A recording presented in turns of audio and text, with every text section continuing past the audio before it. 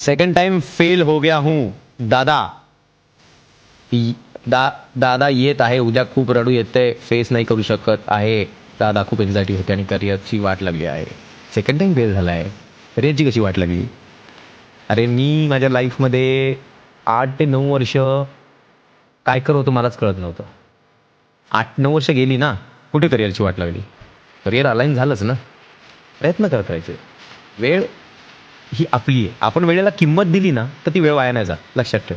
तू एकदा फेल होतोय, दुसऱ्यांदा, तिसऱ्यांदा, चौथ्यांदा तू फेल होतोय, पण तू काय ना काय त्यातनं शिकतोय.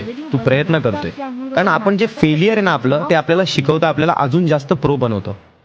नेहमी आपण ते कोणतरी इंग्लिशमध्ये बोलतात ना, की फेलियर ही सक्सेसची पहिली पायरी आहे. ते सत्य असतं.